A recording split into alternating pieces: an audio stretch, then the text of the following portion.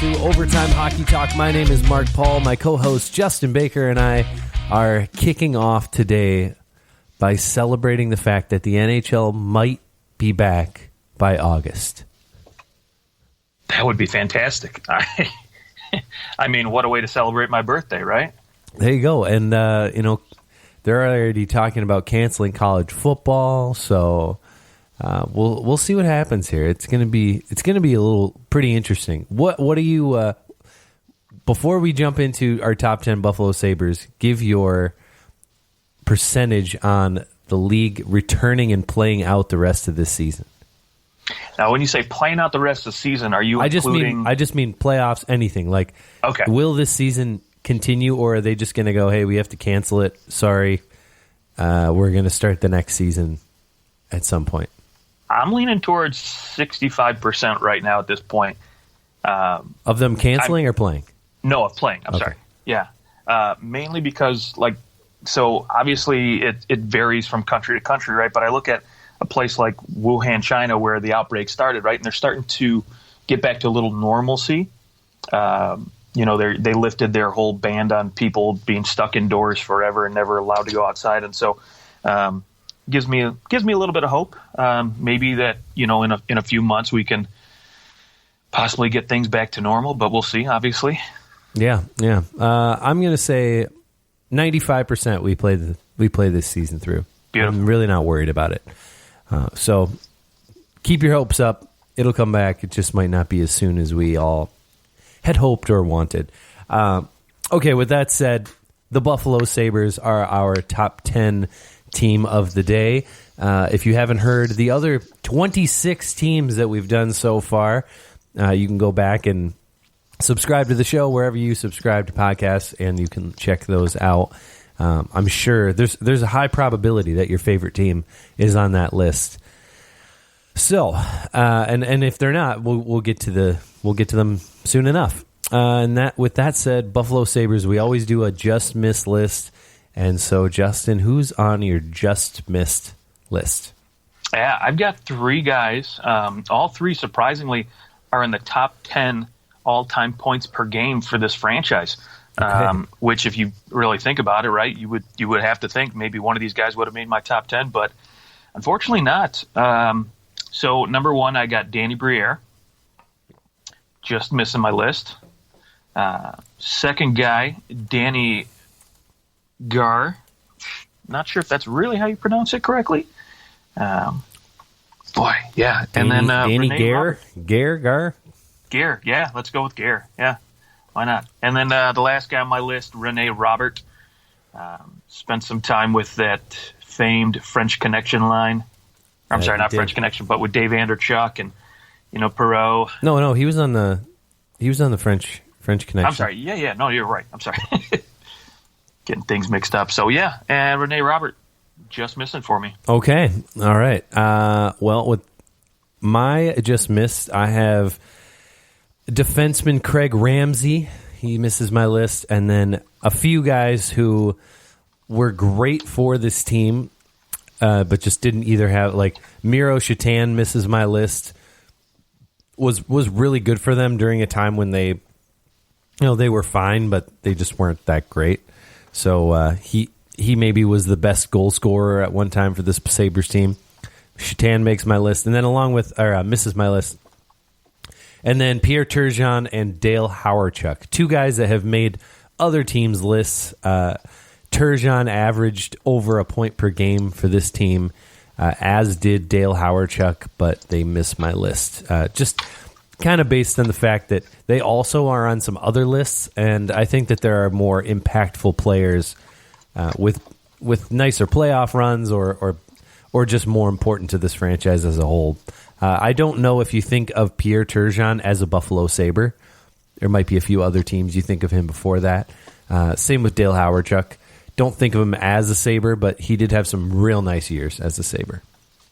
Yeah, that's a good list there. I'll tell you what, one name that popped into my head, and I really wanted to put him on this list just because of, I guess you could call it nostalgia, but growing up, my cousin and I, we used to always play NHL video games all the time, and it seems like for whatever reason, he just always wanted to play the Buffalo Sabres so he could have, Satan on his team. And it seemed like no matter what, it was like a cheat code. Satan could go out there and just score out of nowhere, just the flukiest goals. He would always seem to come up with the big goal, and it drove me nuts all the time. Granted, I would still end up beating my cousin in overtime, but still irritating. He obviously has a deal with the devil. Clearly. Okay, well, let's go to your number 10. Who do you have rounding out your list? Number 10 for me is Thomas Vanek. Hey, me too. All right, yeah. I'll tell you what, this guy he always seemed to be, in my opinion, one of the better goal scorers this franchise has ever had. And, honestly, you could probably put him up there as maybe the greatest Austrian player of all time in the NHL. Yeah, I think that's fair. But, he's sitting, I think number 6 all time in scoring for the Buffalo Sabres. I might be mistaken. Let me take another peek. Yeah, he's number 5 all time in goals. Yep. That's what it is. Yes, thank you. 254 goals, just behind your boy Danny Gagagar. Yeah. Number 11 in franchise points. This guy he always seemed to just be in the right place at the right time, and he was just like, watching him early on in his career, he was basically like the celebrity, the big star behind, the goaltenders that they had behind him. He was the guy. Yeah, scored 40 goals twice for this franchise and scored 30 goals a couple other times, and then pretty much scored 20 goals every other year. I had that contract dispute that kind of, I think, soured him a little bit to people. And and he also scored 20 and 38 when there was the lockout year. So that's pretty much golden for another 40-goal year there. But yeah, he's he's kind of floated around. He floated around the league, played for several different teams at the end of his career, but definitely like that second year in the NHL where he had 43 goals, 84 points. He was a plus 47. He was just absolutely ripping it up. And 28 of those goals were scored 5-on-5. So wasn't just a power play monster, was just could score at any point. I think that what happened to him is that the league just kept getting faster and faster, and he was more that net front presence. He could move earlier in his career, but he slowed down significantly as time went along. Yeah, I absolutely couldn't agree more. And he was a guy too. You talk about hands. When he came to Detroit and I watched him play, right, the speed wasn't there anymore, but his IQ was just through the roof. And he just always seemed to produce. And had a little success with the Red Wings playing with some speedy guys, and unfortunately just sort of faded into the sunset. We never really saw what happened to this guy. Yeah, I think he just kind of got a little injury prone towards the end there. Okay, so we both had the number 10, same number 10. How about your number 9? Number 9 for me is a current Buffalo Sabre, Jack Eichel. Okay, I have him a little bit higher. At number 8 is where I have Jack Eichel, but. Talk to us about Jack Eichel. Why is he at your number 9? Yeah, I think this kid, he's got stardom written all over him, right? And the MVP potential. So, we've heard it early on in the season when the Sabres were in the thick of the race for the playoffs here. But he was a guy that literally put this team on his back this season. And you see it every year, right? I've watched this kid since he got drafted here, and it just seems every year he gets better and better and better. And, unfortunately, he hasn't really had a lot of talent around him. I know last year he had Jeff Skinner that looked pretty good, and 40 goals, not too shabby, but now it seems like with no consistent coaching, he still manages to succeed and improve his game every year. And I think by the time his career is done, assuming he stays with the Buffalo Sabres for most of his career, I think he'll be right up there, in the top 5 for sure, in terms of points and production and everything else. The kid's he's amazing. He's fast. He's got great hands, can shoot the puck. He can do everything. Yep, totally agree. It's unfortunate that he doesn't have that 1-2 punch. Even Connor McDavid, who has been on a bad team, has made the playoffs once. He has his sidekick to play alongside of him, Leon Draisaitl. Whereas, Skinner, he had a really nice season last year, and that's kind of the best that Jack Eichel's gotten through his career, through his first 354 games. But he certainly, as the Sabres were in a playoff spot, I think that he was poised for MVP consideration. Now they've fallen too far for him to be considered for that now, but he definitely will be the reason the Sabres make the playoffs one of these days. Absolutely. Okay, my number 9 is a goaltender, probably the goalie that I have watched on the Buffalo Sabres the most. Also, that's because he has played the most games for the Buffalo Sabres as their goaltender. Also, leading the franchise in wins and losses is Ryan Miller. Yeah, my number 8, surprisingly. Okay, all right. So we just flipped a couple guys. I mean, Ryan Miller during it was like 2006 when the Buffalo Sabres were just like that 2006, 2006-07, that time frame. I think that team could have won the cup, especially in 2006. That was an extremely good team. They lost out to the Carolina Hurricanes there in the conference finals, I think, right? Yeah. Yeah. And I think that team could have won the Stanley Cup had things gone their way, but ultimately they never win a cup with Ryan Miller. They had some phenomenal teams, but Ryan Miller was considered top 5 goalie at least in the NHL for a few years there. So never took home the hardware. No, he did take home a Vezina, actually. Oh, he did have a Vezina. Oh, yeah, that's right. In 09-10 season, he had 41 wins, 929 save percentage, only 5 shutouts, surprisingly. Wow, how did I completely forget about that? My research team is just, I'm going to fire them, you know. But I'm trying to keep them. I'm trying to keep them on to give them jobs, you know. Well, that's respectful, I guess. Someone's going to message me asking if they can be a part of our research team and how much I pay. I hope so. I pay in free swag. There you go. I'll send you a sticker. That year he won the Vezina, though. Doubled his best goals saved above average at 36 goals saved above average that year, which just crazy number. Yeah, that's unbelievable. It's it's just too bad that after such good playoff runs earlier that they go miss the playoffs in 08, and then they lose in the first round the year he wins the Vezina. They lose in the first round the following year. He just could never.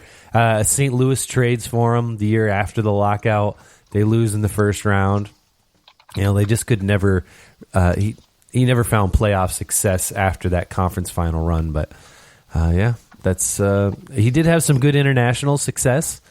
Won the silver in Vancouver in 2010. But yeah, other than that, there's Ryan Miller though, number 9 for the Buffalo Sabres for me, number 8 for you. With that said, on to number 7. Yeah, for me, number 7 got to be one of the longest drought. Basically took the longest to get his cup, and that's Dave Andreychuk. Okay, yeah, I have him quite a bit higher for this team, but yeah. So for me, I guess you look at the production, right? 6th all-time in scoring, second all-time in scoring, yeah. 6th all-time in games played, 3rd all-time in goals. For a guy that basically, I think, had the good fortunes of playing on such a great line, for so long in Buffalo, but, never really had a lot of success in the playoffs. And, of course, had to move on to greener pastures and gave a swing at the cup with Toronto, New Jersey, and then finally has success with Tampa Bay. Yeah, as their captain, no doubt. Yeah. And in a year, he retired the year after they won the cup, right? Like, that was the lockout happened. There was no season the next year, but so he ends up, that's his last game, is winning the cup as the captain of the Lightning. That year, he's 41 years old when they win the. 41. Oh no, he did actually come back and play the year after the lockout. He played 42 games that next year. Yeah, that's right. But anyways, so he's 41 years old when they win the cup, and he goes and has 14 points in 23 games in the playoffs. Granted, only 1 goal, but he still had a really nice playoff for a guy. It was kind of like okay, he's a third line guy in the playoffs. To get 14 points is impressive. Yeah, I mean, he did average 18 minutes a game there, and you got to think, right? So obviously with Tampa, you had your top line with, Brad Richards, LeCavalier, and St. Louis, but he wasn't too shabby for some secondary scoring on a team like that. Yeah, Dave Andreychuk, just such a dominant force in front of the net. Maybe other than like you think back, all right, some dominant net front presence. I always go back to Dino Ciccarelli, long time forgotten about, but he was just the absolute man in front of the net. But Dave Andreychuk just quietly goes about his business. Overall, his career, he's got 640 goals. And I believe the most... I think Ovechkin passed him for power play goals. Yeah, he did, yeah. But second... and that record for power play goals was held for a good long time, like 15 years, which is a pretty long time. But 274 power play goals was just an absolute dominant force. You couldn't move him in front of the net, and that was really the key to his success.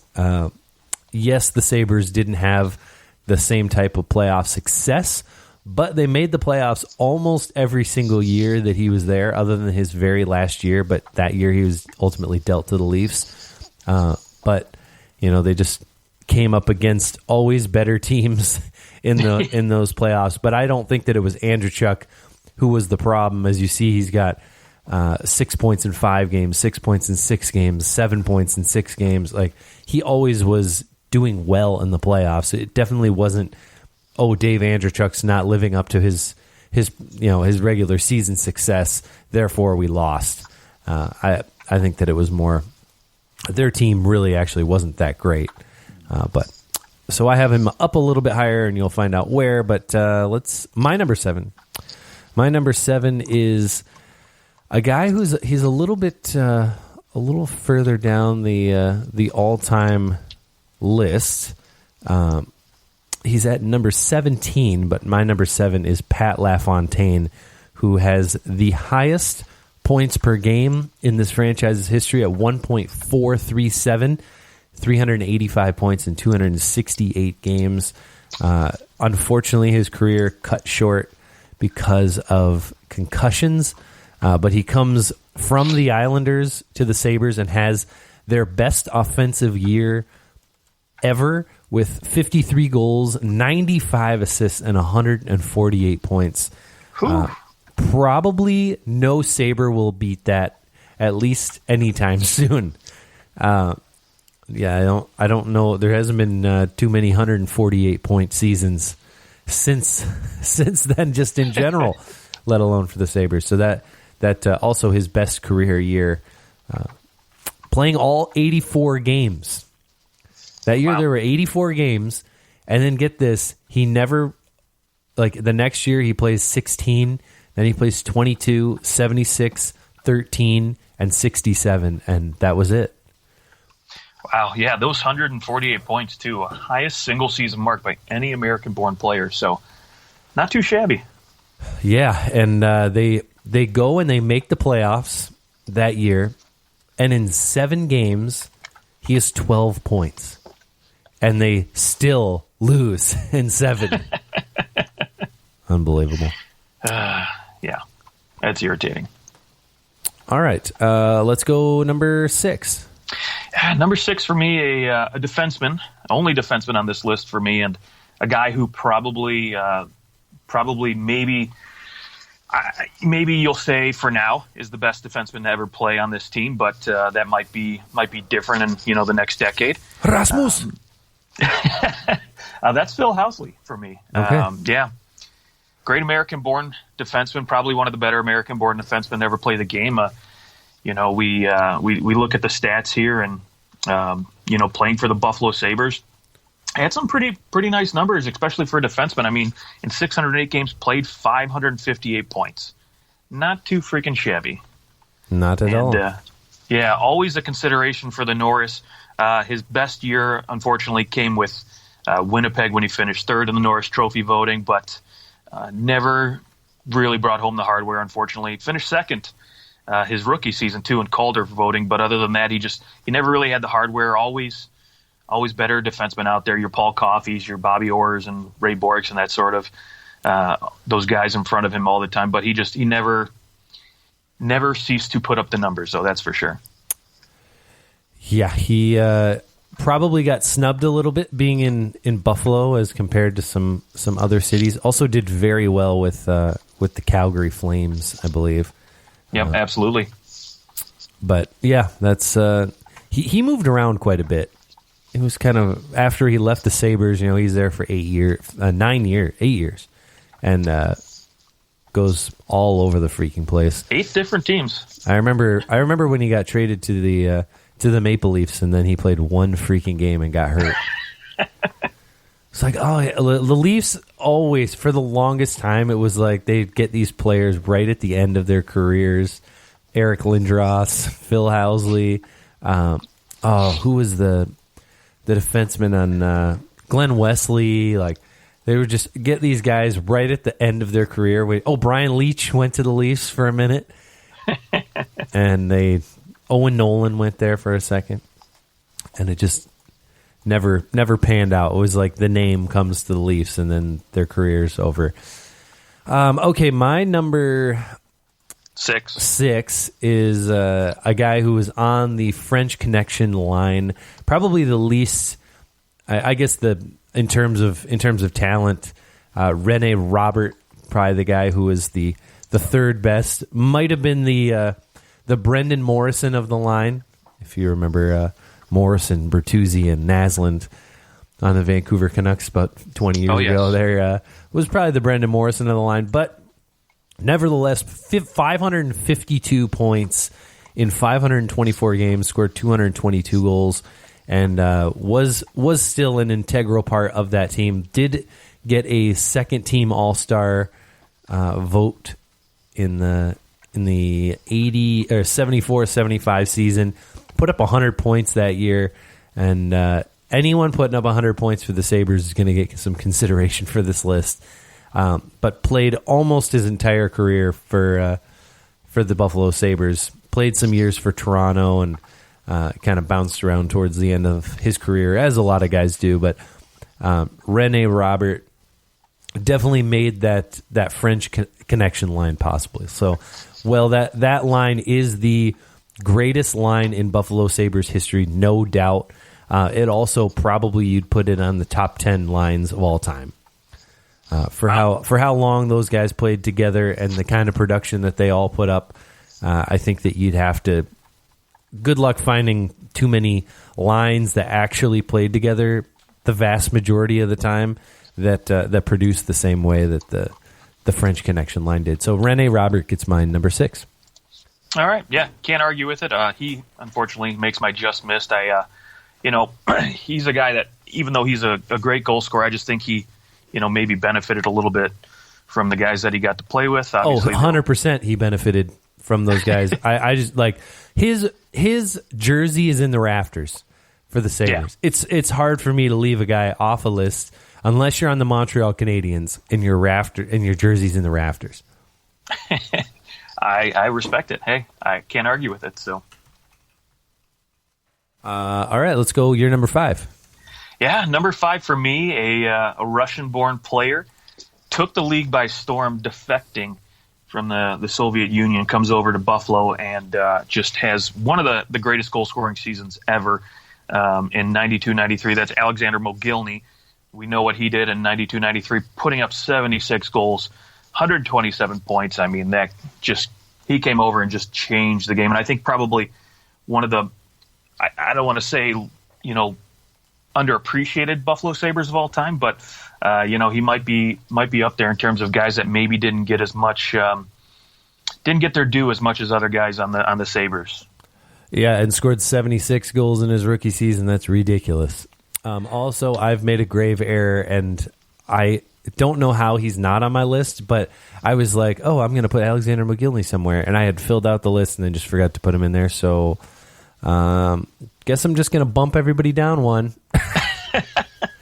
Now I'll just leave him off my list. It's all right. Hey, I left Rene Robert off the list, so there you go. There it is.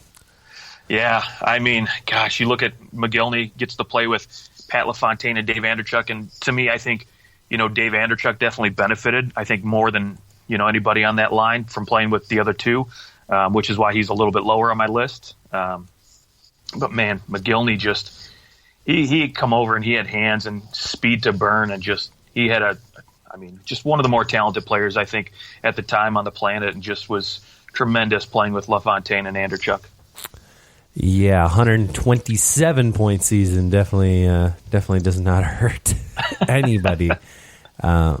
Crazy, 76 goals. It's crazy that he had 76 goals. He scored 55 another year, but really, he only scored 40 one other time.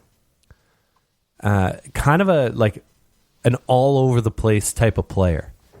Yeah. Just, for whatever reason, didn't find that level of goal scoring ever again. But yeah, a little sad he moved on to Vancouver too, because you look at the team when they acquired another guy that's going to show up on both of our lists, I'm hoping, Dominik Hasek, and what they were able to do, in the late 90s. And you think if they had a guy like Alexander Mogilny still, what they could have done. Yeah, his tenure in Vancouver, his first year, he had 55 goals and 107 points. I do remember, once you got into those years where the Mark Messier comes over to the Canucks, and he was expected to kind of turn the franchise around and just didn't. And for whatever reason, McGillney I don't think he was happy there, from what I remember. And then, of course, he gets dealt at the deadline from the Canucks to the Devils, and goes and wins the Stanley Cup with the Devils in 2000, and isn't really the huge impact player I think that they thought that they were getting. Ends up with 7 points in 23 games in the playoffs. But the following year, he has 16 points in 25 games. Of course, they end up losing to who was 2001? 2000. Did they win the Cup in 2001? No. 2001 they win the Cup. Yeah, the 2000 were the Dallas Stars. No, that was 99. I'm sorry, yeah. 99, 2000s of the Devils, 2001 is the Avalanche. Yeah, they lose to the Avalanche. Okay, yeah. Because then the Wings win the Cup the following year. And 02. He actually was very good for the Leafs, too, when they were acquired. He was kind of that, he's going to be Matt Sundin's missing winger. And they really just never found the same kind of connection, I think, that people thought that they would find. But nevertheless, McGillney should be on my list. He's not, but that's okay. We're just going to leave him off because, it's what he gets. If you don't have two 70-goal seasons, I'm not going to have you on my list. Hey, high standards here, buddy. Right. Okay, so my number 5 is the second portion of the left side of the French Connection line, and that is Rick Martin. Rick Martin was on the first All-Star team twice and the second All-Star team 2 times. Was second in Calder voting his rookie season. Just consistently putting up high 80s, 90s, 60s, just always putting up big point totals. Never could stay fully healthy, and I think that was some of his maybe some of his problem. But does end his career with Buffalo with 382 goals, good for second all time. And obviously everyone benefited from playing with Gilbert Perreault. But Rick Martin was the goal scorer of that line. Was that high scoring winger, and he's wouldn't be possible without Rick Martin. Unfortunately, for their playoff runs, he did have a couple really nice years in 94, 95. Of course, they come up against the Philadelphia Flyers, and nobody was beating the Flyers. But he had 15 points in 17 games. And the following year, 11 points in 9 games. Always played very well in the playoffs. So there's that as well. All right. Don't hate it. Your number 4. Number 4 for me, probably one of the more talented American-born players ever. Dave Andreychuk? Leads this franchise in points per game, and that is Pat LaFontaine. Okay, all right. You've got him up there. Yeah, I've got him at number 4, mostly because this guy comes in. Obviously he was making a huge impact on and off the ice for this franchise. But I mean, he comes in his very first season and puts up 93 points in 57 games, along with 46 goals. Insane, and follows it up in 92-93 with 148 points in 84 games. I mean, this was a team that was starting to kind of, I don't want to say fade out, but they weren't really competing that well. I mean, yes, they did make the playoffs, but they were always out in the first round. Comes over from the Islanders, who, he had a ton of success with.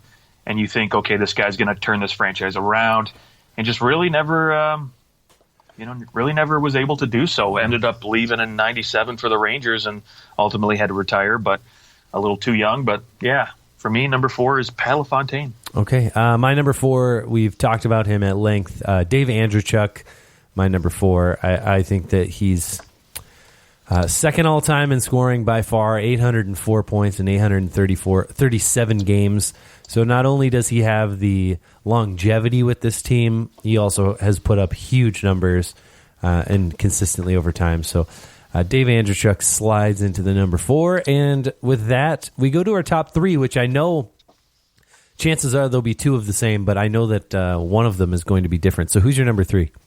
Number 3 is Rick Martin for me. Okay, so you've got him a little higher. Yeah, we've talked about him, second all-time in goals for this franchise.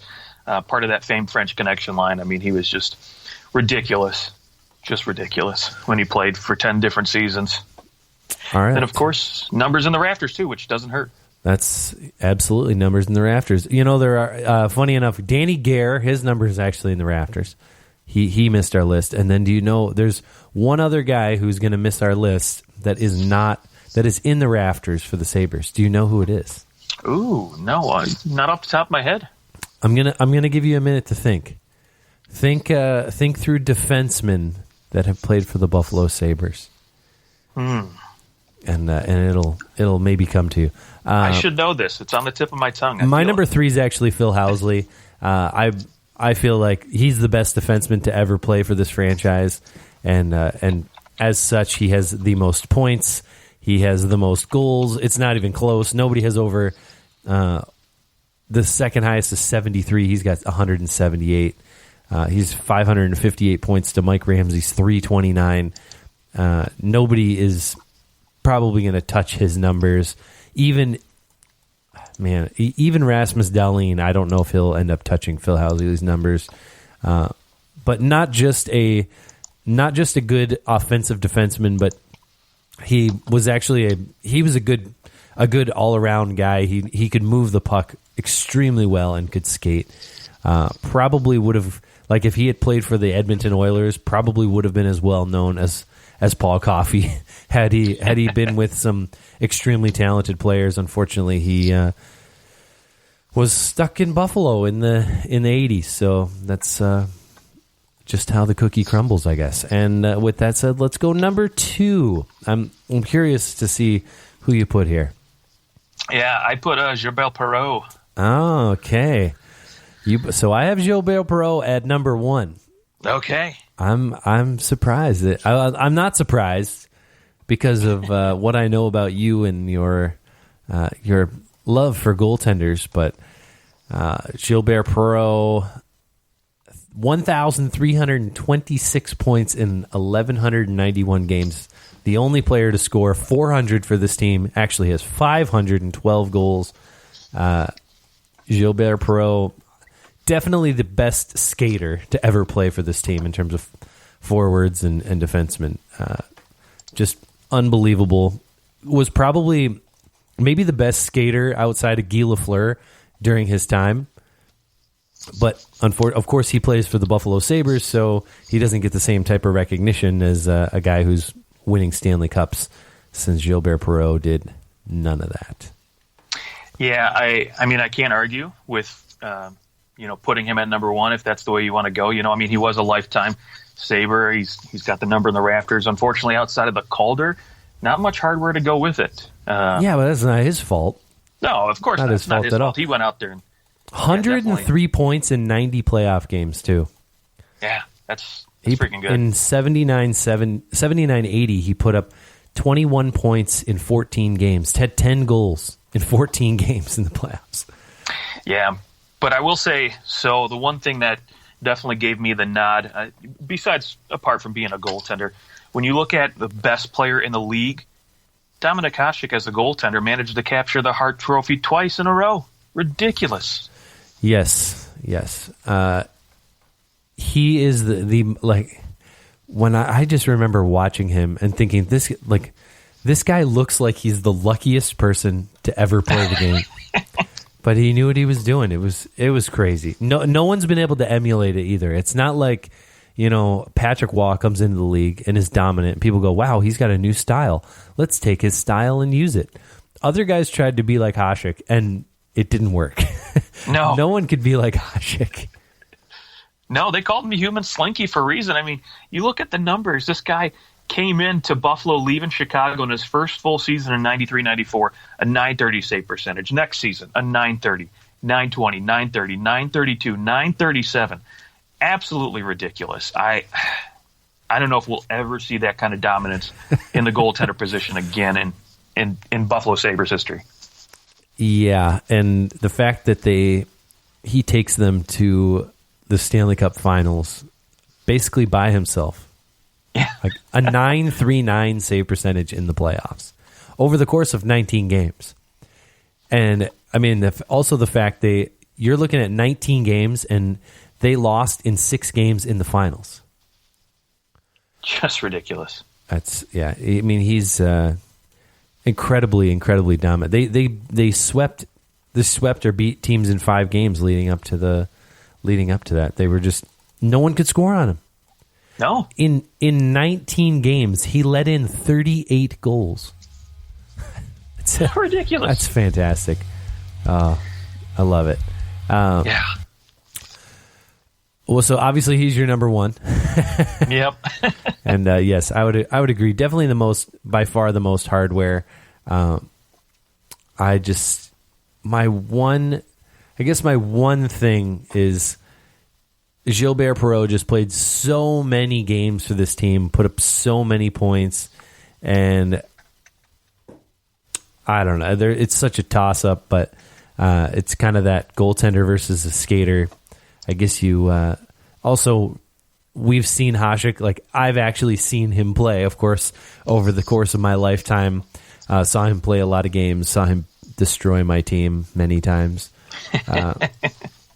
And also the fact that his very last season, when he's 43 years old, he goes and wins a Jennings Trophy as well.